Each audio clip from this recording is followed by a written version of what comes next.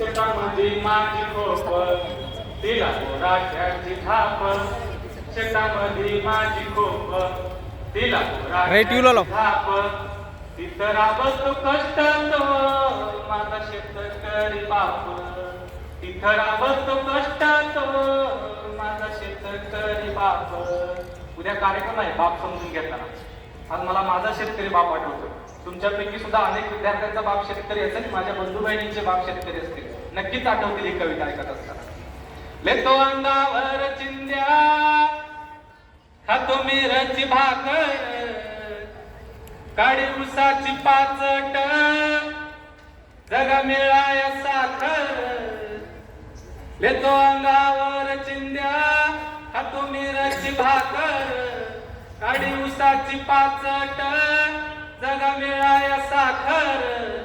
काटा त्याच्याच कापाई काटा त्याच्याच कापाई काय केलं पाप तिथं राबतो कष्टातो माझा शेतकरी बाप तिथं राबतो कष्टातो माझा शेतकरी बाप.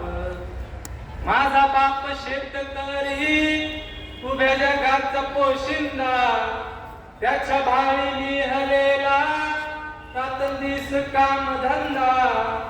माझा बाप शेतकरी उभ्या जगाचा पोशिंदा त्याच्या भावी लिहलेला रात्रंदिवस काम धंदा.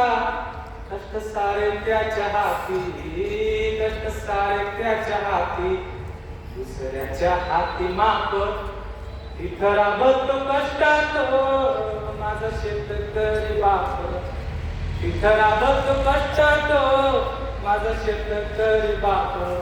कवितेची शेवटचं बरोबर कवितेमध्ये तिथं करून खूप छान बघा मनाला स्पर्श करतोय. शेतकऱ्याचं जीवन कसं असतं बघा. बाप फोडत लाकड माय पेटवती चुला. लाकडं फोडल्याशिवाय चूल पेटत नाही आमच्या घरात. बापाला आम्हाला सगळे सगळे लाकडं फोडावं लागतं. बाप फोडत लाकड माय पेटवती चुला पिठा मागल्या घामाची काय चव सांग तुला. तुम्हाला पिझ्झा बर्गर मॅगी गोड लागत नाही, पण आईच्या हाताची ती भाकर आम्हाला खूप गोड लागते, कारण त्या भाकरीमध्ये त्या पिठामध्ये आईचा आणि बापाचा घाम असतो.